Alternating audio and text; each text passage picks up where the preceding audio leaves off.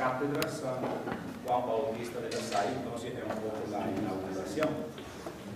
Esta cátedra que tiene como entre sus objetivos lo de estudiar, profundizar un poco el carisma de San Juan Bautista de La Salle, intentar traducirlo para nuestros días, nuestros tiempos. Como actividades iniciales, la cátedra propone tres conversatorios. El primero es lo de esta noche, que son las fuentes inspiradoras de San Juan Bautista de La Salle. El 29 de mayo queremos proponer el tema, una profundización sobre el carisma lasallista. El 23 de julio, un estudio sobre el Evangelium Gaudi del Papa Francisco. Eso es solo para calentar un poco el motor de la cátedra. Creo que la cátedra también es un momento, un lugar, una ocasión para aprovechar la inmensa sabiduría del hermano Álvaro. Yo no sé, ustedes que son hermanos lo conocen mejor que yo, pero imagino que la sabiduría que él tiene en relación al tema del carisma lasallista es muy grande. Entonces la cátedra se transforma también en un espacio donde hacer confluir esta sabiduría. Bueno, agradecemos la participación de cada uno y cada una. Vamos a dar la palabra al hermano. Muchas gracias. Muy buenas noches a todos. Creo que no es necesario el micrófono, que se oye bien, se escucha bien. También agradecer de nuevo la presencia de todos los que vienen del colegio. Y el padre Emilio, que viene de España. Tenemos un auditorio muy calificado. Este primer tema lo decía Luigi, ahí hemos puesto al inicio los objetivos del tema. Vamos a ver si nos lo pasan. Los objetivos de la cátedra, más bien, que ya lo recordaba: conocer y profundizar el carisma lasallista dentro de su contexto histórico, social, religioso, traducir y actualizar el carisma lasallista en la realidad actual y vivir la universidad desde los ojos de San Juan Bautista de La Salle. Eso es lo que pretendemos especialmente con esta cátedra nueva que fue fundada en el mes de diciembre pasado. Entonces, acercarnos a la persona de Juan Bautista de La Salle es lo primero que vamos a hacer. Significa tomar conciencia de una doble dimensión que es importante tomar en cuenta. La Salle fue un pedagogo que inició un nuevo modelo educativo y una escuela diferente para su época. Y al mismo tiempo fue un maestro espiritual. Por eso vamos a dividir la presentación en dos partes: los predecesores a nivel pedagógico y los predecesores a nivel espiritual. Pero en realidad esto puede ser engañoso, porque la espiritualidad lasallista no admite divisiones, sino que no podemos dividir. Lo espiritual y lo pedagógico deben ir unidos. Dios no solo se manifiesta a Juan Bautista de La Salle en el silencio de su oración, sino que descubre a Dios en el rostro de aquellos maestros y de aquellos niños. La realidad es también trascendente, de manera que no hay que hacer divisiones. Es la recomendación más importante posiblemente de la espiritualidad lasallista, que él mismo la expresó en unas reglas personales que él se había impuesto al inicio de su vida y de su caminar ya junto con los hermanos. Él nos dice textualmente una de las reglas que se había impuesto para él mismo, unos propósitos, unas resoluciones que él había tomado para su propia vida: no hacer distinción entre los asuntos propios de su estado y el negocio de la salvación y perfección propias, y convencerse de que nunca se asegura mejor la salvación, ni se adquiere mayor perfección que cumpliendo los deberes del propio cargo, con tal de que se cumplan con la mira puesta en la voluntad de Dios. La mejor manera de crecer espiritualmente es entregando nuestra vida a los demás en la misión de cada día que el Señor nos ha confiado. Por eso decimos que no podemos hacer divisiones, por un lado lo espiritual y por otro lado lo pedagógico, sino que están íntimamente unidas estas dos dimensiones. Por motivos prácticos vamos a dividir los predecesores en el campo pedagógico de aquellos que influyeron en su espiritualidad. Pero es importante no olvidar que en La Salle, como decía, ambos campos están intrínsecamente unidos. De manera que en las obras pedagógicas siempre hay una motivación que nace de la fe, como podemos ver, por ejemplo, en una obra que compuso para enseñar a los niños de pueblo, niños del pueblo, niños de la clase popular, las reglas de urbanidad. Una cosa que podía parecer tan intrascendente y tan poco relacionada con la fe, reglas de urbanidad.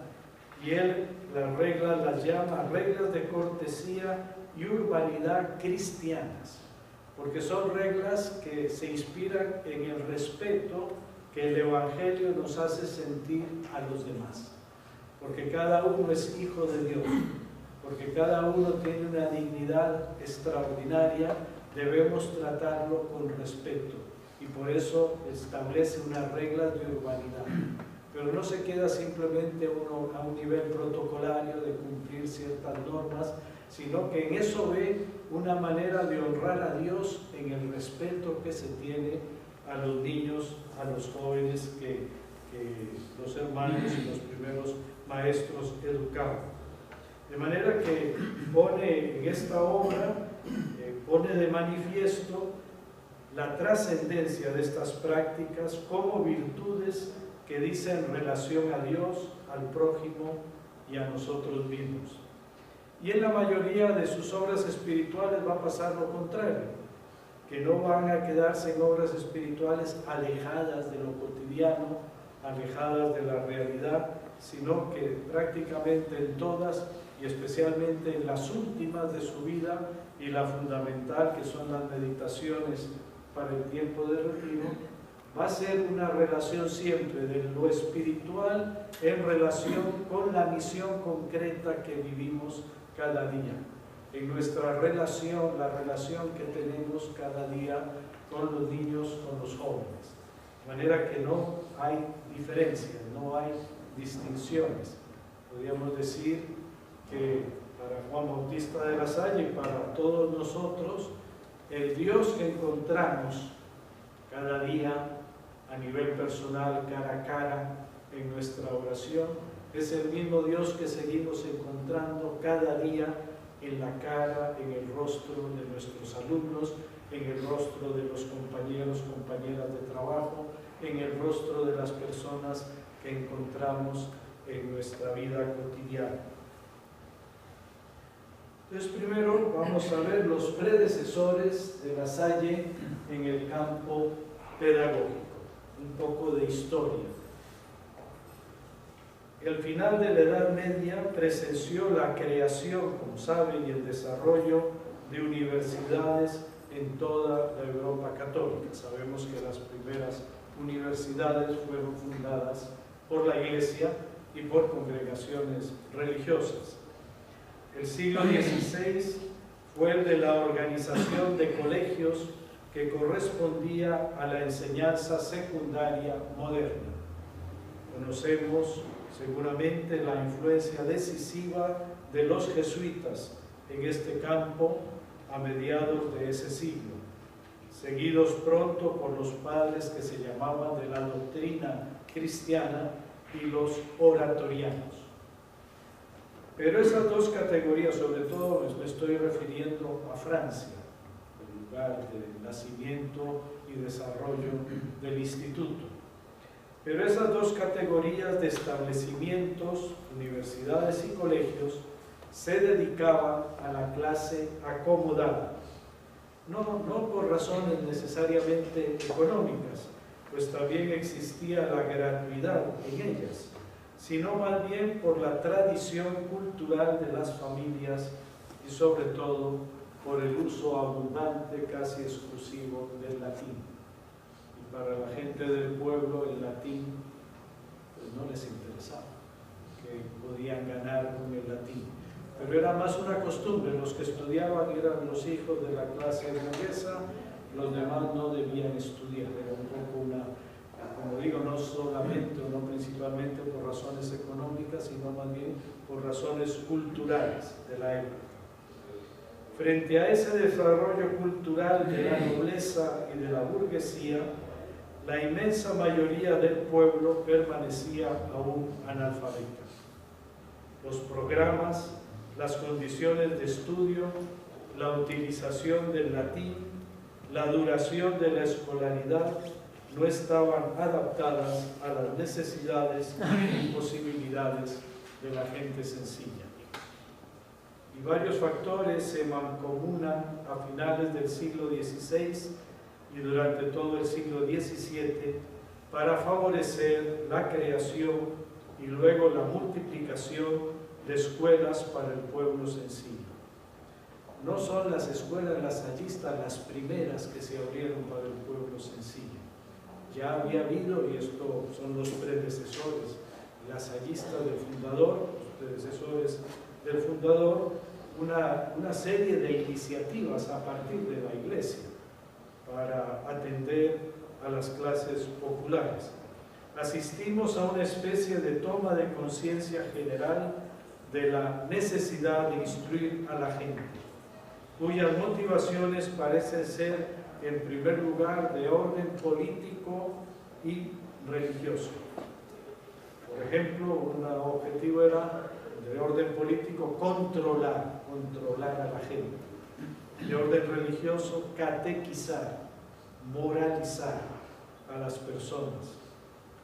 Recordemos rápidamente algunos factores evidenciados por los historiadores de la pedagogía que explican este dinamismo de la enseñanza popular en el momento que aparece Juan Bautista de la Salle.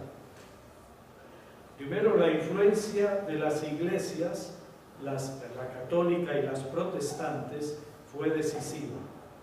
En un clima de competencia, de rivalidad, pero creemos que es una rivalidad estimulante, deseaban catequizar al pueblo.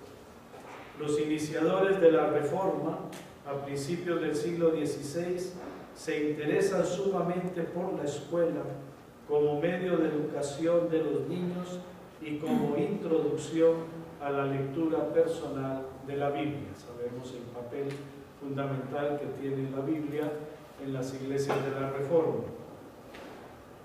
El Concilio de Trento, un poquito atrás, algo más tarde, pidió con firmeza a los pastores de la Iglesia Católica que catequizaran al pueblo por medio de la escuela.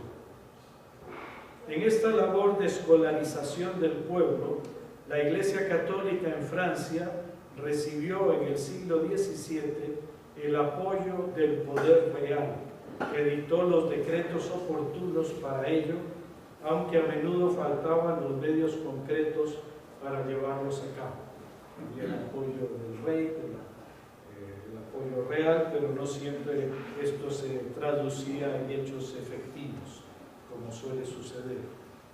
La corriente humanística surgida del Renacimiento favorecía, al menos indirectamente, ese movimiento de escolarización por su ideal generoso y optimista de liberación de la persona. Sabemos cómo la persona humana fue el centro del Renacimiento y esto también motivaba el interés por todos. Algunos particulares, sacerdotes y seglares, generalmente del medio burgués, agrupados en sociedades o asociaciones o juntas, contribuyeron a esta labor. fundar varias congregaciones religiosas, sobre todo femeninas. Se fundaron por entonces para dedicarse por completo o parcialmente a la enseñanza, algunas sometiéndose a una regla de vida monástica, porque en estos momentos todavía la vida religiosa femenina apostólica dedicada a la misión era todavía algo que la Iglesia como que todavía no lo permitía, como que la vocación a la vida religiosa significaba meterse en un claustro, en un monasterio. Vamos a ver después algún ejemplo de cómo congregaciones que quisieron nacer para la misión fueron obligadas a una vida más encerrada, contemplativa. Les voy a dar algún ejemplo posteriormente.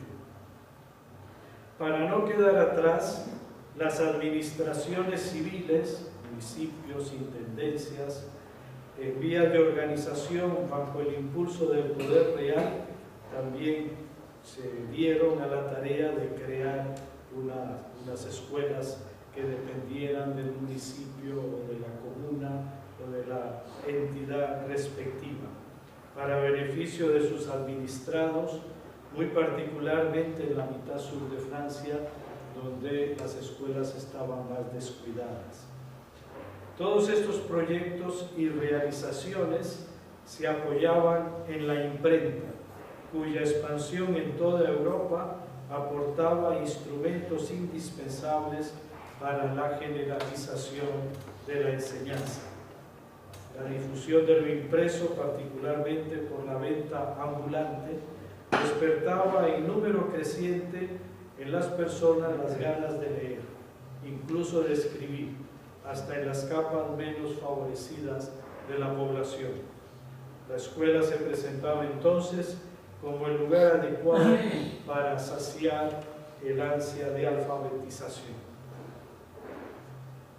Pero muchas veces las intenciones generosas chocaban contra los apremios de la realidad. Falta de medios materiales, recurso a locales inadaptados, escasez de maestros formados para este oficio, urgencias económicas que impedían a las familias hacer trabajar a sus hijos. Sobre todo, a lo mejor el más serio de estos inconvenientes era la falta de preparación de los maestros. No había maestros preparados para acompañar a los niños, a los jóvenes. Una realidad que no solo es del siglo XVII francés, sino que es una realidad que se vive todavía en algunos países. Por ejemplo, los hermanos con un grupo de congregaciones han asumido un proyecto en Sudán del Sur. Sudán del Sur es un nuevo país que nació hace 6 años. Y en las escuelas, los maestros de este nuevo país no habían terminado la educación primaria. Ellos no habían terminado. Ya eran maestros, pero no habían terminado la educación primaria. Entonces ha habido 130 congregaciones distintas. La Salle, jesuitas, hermanas de la Caridad, Don Bosco, 130 congregaciones que asumimos un proyecto en el sur de Sudán con 4 centros para formación, actualización y formación de nuevos maestros, pero actualización de los maestros que ya estaban trabajando. Es decir, que hay realidades que hoy en el mundo son semejantes a las que se vivieron en tiempos del fundador. Pese a ello, la difusión de escuelas menores constituyó una realidad perceptible, en especial en la segunda mitad del siglo XVII.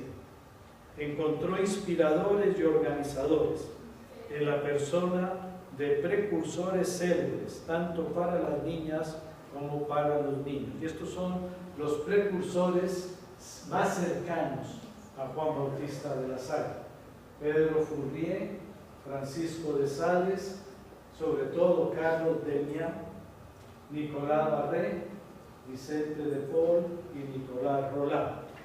Nicolás Barré y Nicolás Roland ya estuvieron presentes en la vida de Juan Bautista de la Salle. Los dos fueron sus directores espirituales y el fundador se encargó de la congregación fundada por Nicolás Barré para las niñas, la congregación de las hermanas del Niño Jesús, que todavía existen, aunque en un número muy limitado y con personas muy envejecidas en la ciudad de Reyes. Los dos, Nicolás Barré y Nicolás Roland, maestros de la Salle, espirituales, son beatos hoy en la iglesia, han sido beatificados. Esta corriente de escolarización tenía opositores, sin embargo. Se temía que la instrucción emancipara al pueblo hasta el punto de turbar el orden social y de privar la economía de mano de obra dócil y barata.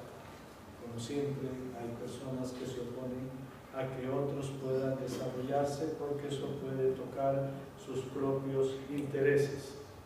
Pero el movimiento parecía irreversible a causa de la demanda creciente del pueblo y porque se apoyaba en el esfuerzo combinado de la Iglesia y del Estado para culturar al pueblo. Este movimiento estaba en todo su apogeo, de manera que vemos que había una serie de personas implicadas en este movimiento educativo, y estaba en pleno apogeo cuando en 1679 en Reims, Juan Bautista de la Salle y Adrián Miel se comprometían progresivamente en la obra de las escuelas gratuitas para los niños pobres. Pero una serie de limitaciones frenaban el impulso de estas escuelas. Por ejemplo, la mezcla de edades en las clases. No se tenía un sistema como tenemos hoy, que los alumnos están divididos por edades y por grados, sino que una clase eran niños de todas las edades con diversidad de conocimientos y de ritmos.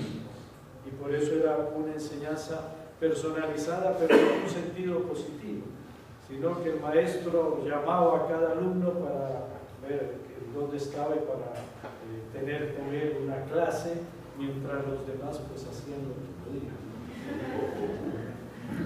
Ya sabemos que aún cuando estén por edades y por lo demás no siempre es fácil mantener la disciplina, pero menos en esta situación. La frecuente separación de los niños pobres de sus compañeros procedentes de otro tipo de familias, la indisciplina y el ausentismo frecuente, acarreando el recurso a una disciplina férrea con castigos corporales. ¿Verdad? Muy diferente a lo que vivimos hoy. En aquel tiempo los castigos corporales eran lo normal, lo que se veía como normal. Los maestros poco instruidos no podían dar, a menudo, sino programas de enseñanza ceñidos a la lectura y al catecismo.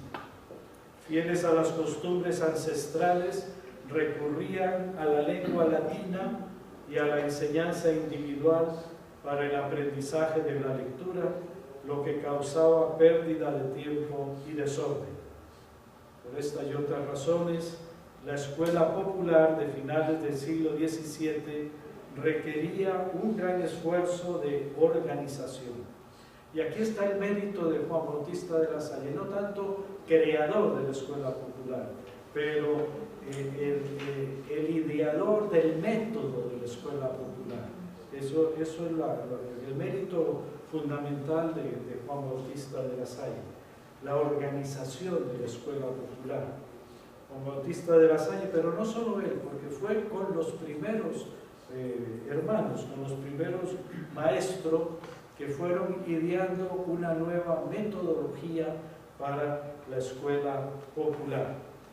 Sabemos que uno de los frutos de esta nueva visión es lo que llamamos un libro de pedagogía que tuvo muchísimas ediciones y que fue muy conocido, la Guía de las Escuelas.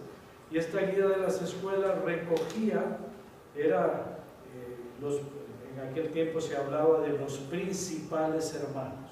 Los principales hermanos eran aquellos que tenían más experiencia, más años, habían como asimilado mejor el espíritu y el carisma lasallista, y entonces se reunían periódicamente para compartir lo que se estaba haciendo en cada escuela y para recoger las experiencias más exitosas en favor de los niños y jóvenes, y así fue como nació esta obra, la guía de las escuelas.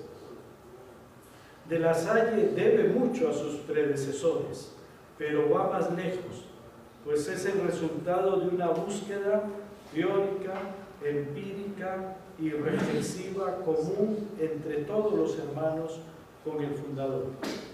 El principal historiador del instituto, que nos ha hecho una historia del instituto de varios tomos, se llama Rigaud Unseglar. Él decía: Dios solo crea de la nada. Los inventores humanos encuentran más o menos preparados los materiales, los cuadros. Una nueva disposición produce efectos inesperados, maravillosos. De La Salle parecía llegar tarde, en un siglo en el que parecía que todo estaba hecho. Las escuelas elementales se multiplican en Francia, él añade las suyas, pero las suyas se convierten en modelos para las otras. Yo creo que aquí está el gran mérito pedagógico de Juan Bautista de La Salle. La originalidad de la escuela lasallista la describen muy bien los hermanos Michel Sauvage y Miguel Campos, los hermanos que han sido en estos años los máximos investigadores del fundador. Las transformaciones, se trata de una escuela, nos dicen, centrada en los alumnos y en su preparación para la vida. Las transformaciones pedagógicas introducidas por De La Salle nacen espontáneamente del interés por los alumnos y del cuidado porque su paso por la escuela les sea útil para la vida. La centralidad del alumno y una educación que sea útil para la vida. En este sentido podemos decir que la educación, la pedagogía lasallista es eminentemente pragmática, es para la vida. El alumno se convierte realmente en el centro de interés de los educadores. A partir de la voluntad de llegar a él y servirlo, De La Salle y los primeros hermanos y educadores formarán la escuela en una triple dirección. Estos tres aspectos son muy importantes: hacer más racional, más activa, más viva la pedagogía, crear una comunidad humana inspirada por el amor. Y este es un tema muy importante, el aspecto comunitario, la comunidad educativa, crear una comunidad. A lo mejor, en mi experiencia de visitar todo el instituto, el aspecto que más me ha impresionado siempre es ver la calidad de las relaciones que se dan en el seno de una escuela lasallista. Y pensando, hacer una comparación, por ejemplo, entre una escuela con orientación de los jesuitas y una escuela con orientación lasallista, orientación ignaciana, orientación lasallista. La escuela ignaciana es más vertical porque es la persona de cada uno de una manera muy personal, por eso se habla tanto y se promueve la dirección espiritual. La dirección espiritual es uno a uno, una relación. La escuela lasallista es más comunitaria, es más fraternal, es más la calidad de las relaciones que se dan en el interior de la misma, entre los alumnos con los profesores, los padres de familia, etc. Entonces, crear una comunidad humana inspirada por el amor. El aspecto comunitario para nosotros es esencial, es fundamental, y preparar a los jóvenes a su existencia real. Son como los tres elementos fundamentales. Como nos decía el hermano León Loret, el hermano León Loret es un hermano francés que también nos ha ayudado mucho en la reflexión que ha hecho, sobre todo en varios tomos que ha escrito sobre la guía de las escuelas, este libro pedagógico escrito por el fundador y los primeros hermanos. Nos dice el hermano León Loret: la escuela lasallista no es una institución establecida siguiendo unos principios teóricos rígidos, aunque algunos criterios esenciales pueden muy bien trazar su perfil. Es una realidad viva que debe mantenerse flexible y creadora con el fin de adaptarse a tiempos y lugares. Una realidad viva que debe mantenerse flexible y creadora con el fin de adaptarse a tiempos y lugares. Es ante todo la aventura de una comunidad educativa integrada en un conjunto de establecimientos similares, una comunidad educativa en busca incansablemente de las mejores formas de recibir, de tratar a los jóvenes y de acompañarlos para formarlos humana y cristianamente a pesar de las dificultades, sin olvidar tampoco facilitarles la inserción en la sociedad, en una profesión y en la iglesia. Esta es la finalidad de la escuela lasallista, de manera que hemos visto las influencias que ha tenido el fundador y hemos visto la originalidad de la pedagogía lasallista, que no puede prescindir de esas fuentes inspiradoras. Y pasamos al segundo punto: los predecesores de La Salle en el campo espiritual. Y así como había habido la parte pedagógica e iniciativas de escuela popular, también había habido en la parte espiritual iniciativas de nuevas congregaciones religiosas de un estilo nuevo, de un estilo diferente. En los años que precedieron a la fundación del Instituto de los Hermanos de las Escuelas Cristianas, hubo intentos de crear nuevas congregaciones apostólicas y no monásticas para responder desde el Evangelio a las necesidades de la sociedad, especialmente de los pobres.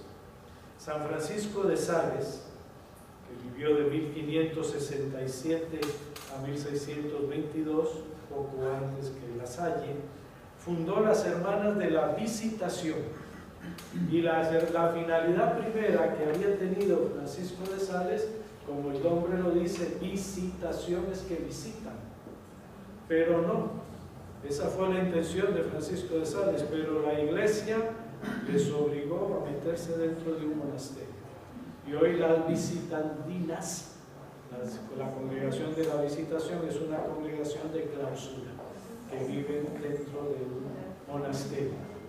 Y por eso, ¿verdad?, aquí tenemos que ver la genialidad. Donde se cierra una puerta se puede abrir una ventana. San Francisco de Sales no tuvo éxito, pero otro santo, San Vicente de Paúl, San Vicente de Paul, que es también más o menos contemporáneo, 1581-1666, pocos años después, para evitar lo anterior, que se las metieran dentro del monasterio, no les dio estatus de religiosas. Dijo, no son religiosas, sé que no hay problema, no son religiosas, no les dio estatus de religiosas a las hijas de la caridad. Y en un texto que se ha hecho famoso, expresa la novedad evangélica que las debe caracterizar. Es un texto hermoso de San Vicente de Paul.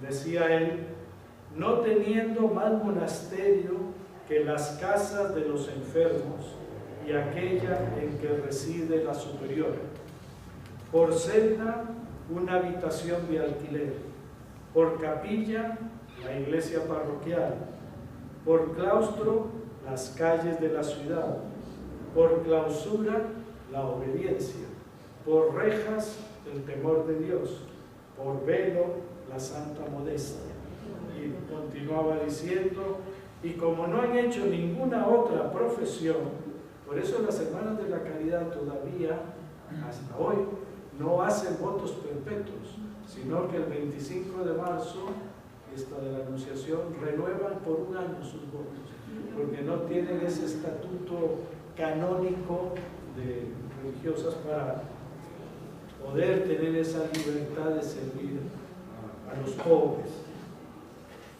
Y entonces decía, y como no han hecho ninguna otra profesión para asegurar su vocación más que la confianza continua que tienen en la divina providencia y la ofrenda que le han hecho de todo cuanto ellas son y del servicio que le prestan en la persona de los pobres.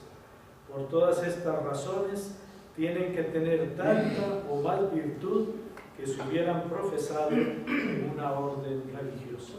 Entonces ese es el texto muy hermoso de San Vicente de Paul. Esta visión espiritual unificada fue también la que inspiró a nuestro fundador en la fundación de un nuevo estilo de vida religiosa en la Iglesia, la de laicos consagrados como hermanos. Este era un nuevo modelo también de vida religiosa y de hecho, hasta la muerte del fundador, nunca tuvimos los votos canónicos de vida religiosa. Fue después, en 1725, con la bula de aprobación, que se introdujeron los votos de vida religiosa en nuestro instituto. De manera que el fundador tuvo una visión semejante, crear una nueva forma de vida religiosa en la Iglesia para responder a una necesidad concreta de los niños, de los jóvenes, especialmente de los pobres. Y por eso, en una de sus meditaciones, y es lo que decía, que lo pedagógico no lo podemos separar de lo espiritual en la sala. Las dos dimensiones las debemos vivir unidas, en lo cotidiano, cada día. Por ejemplo, una de las meditaciones para el tiempo de retiro, nos dice el fundador, nos invita a subir todos los días a Dios por la oración, para aprender de Él todo cuanto deben enseñarles a los niños, y descender luego hasta ellos, acomodándose a su capacidad, para instruirlos sobre lo que Dios les haya comunicado para ellos, tanto en la oración como en los libros sagrados, repletos de las verdades de la religión y las máximas del Santo Evangelio. Es como un sub y baja, subir a Dios y después ir a los jóvenes, pero no por ir a los jóvenes perder a Dios, seguir encontrando a Dios en el rostro de aquellos niños, de aquellos jóvenes. Y por eso el misterio central de la espiritualidad lasallista es el misterio de la encarnación, donde Dios y el hombre se unen, donde no hay separación. Juan Bautista de La Salle en esto es deudor particularmente a la escuela francesa de espiritualidad del siglo XVII, que es la escuela sulpiciana, porque el centro era la parroquia de San Sulpicio en París. Berulle, fundador de esta escuela, se propuso la reforma del credo y fundó el primer oratorio de Francia que pretendía la santificación de sus miembros, sobre todo era el servicio en favor de los sacerdotes, renovar los sacerdotes. En aquel momento, pues esto estaba como una prioridad después del Concilio de Trento, la renovación espiritual de los sacerdotes. Los escritos de Berulle fueron numerosos y se publicaron en 1644. Su espíritu fue asumido por un sucesor, Charles Condré, segundo superior del oratorio, y por su medio llegaron a Oriel, quien les dio su propio sello y los comunicó a sus discípulos en el seminario de San Sulpicio, fundado por él. Aquí los asimiló el fundador. Sabemos que el fundador estudió en el seminario de San Sulpicio y fue ahí donde hizo suya esta espiritualidad francesa del siglo XVII. La piedra angular de esta espiritualidad era la grandeza de Dios, digna de toda reverencia. Pero esta reverencia y adoración debemos hacerla a través de Jesucristo, con quien debemos estar siempre. Por eso su espiritualidad es una espiritualidad cristocéntrica. Cristo es el centro de esta espiritualidad. Adorar a Dios en Jesucristo y a través de Jesucristo es la síntesis de su doctrina espiritual. Y Berulle se fija especialmente en el misterio de la encarnación, haciendo a Cristo con su doble naturaleza de Dios y hombre el centro de todo. El Papa Urbano VII caracterizó a Berulle con el título de El Apóstol del Verbo encarnado. Y es curioso que en los escritos del fundador, especialmente en las meditaciones, muchas veces encontramos esta expresión del Verbo encarnado.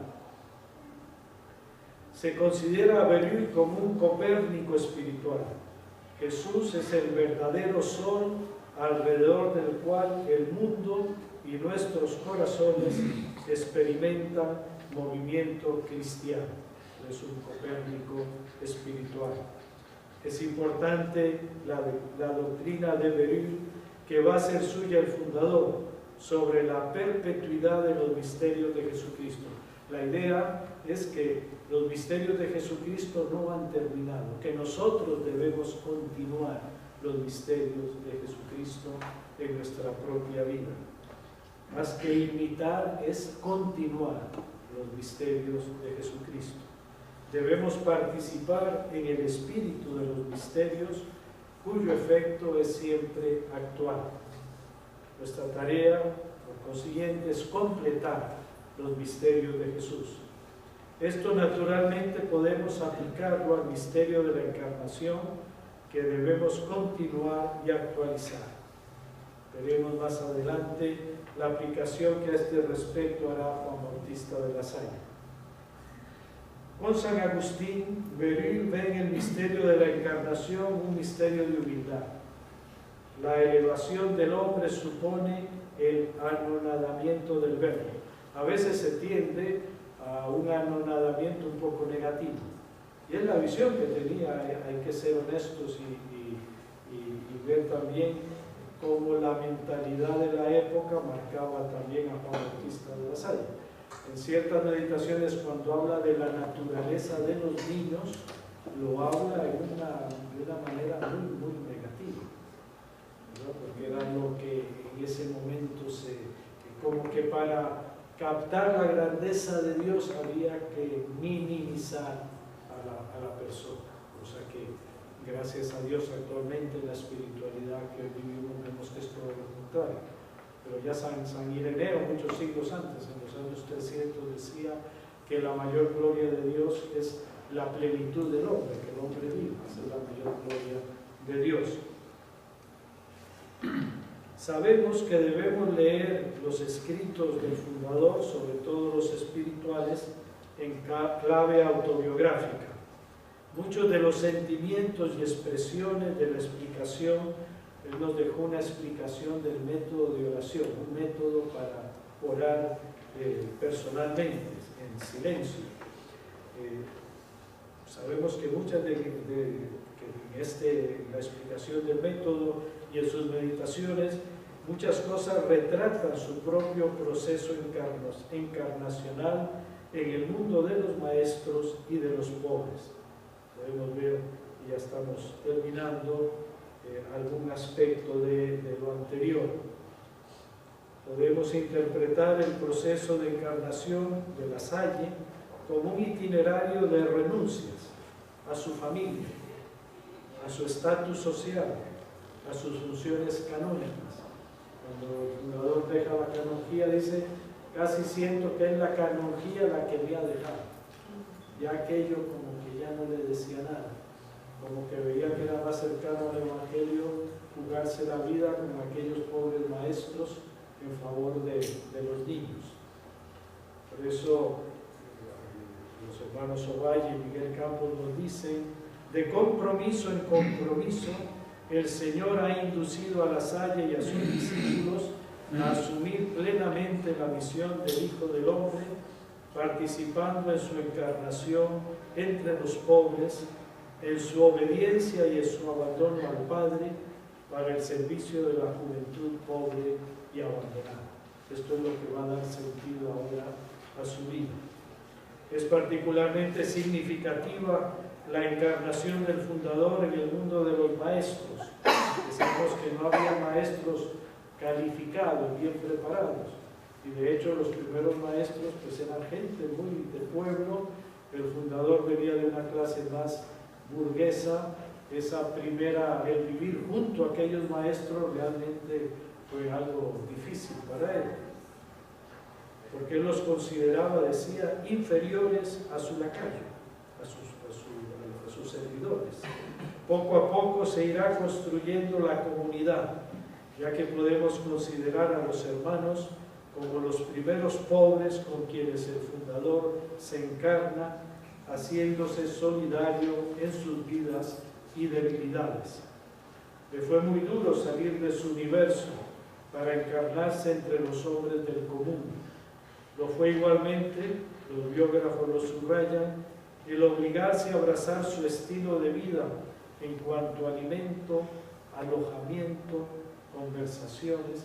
Es decir, como que el fundador vivió también una encarnación, como la de Jesús, una encarnación en el mundo de los pobres, empezando por el mundo de los maestros.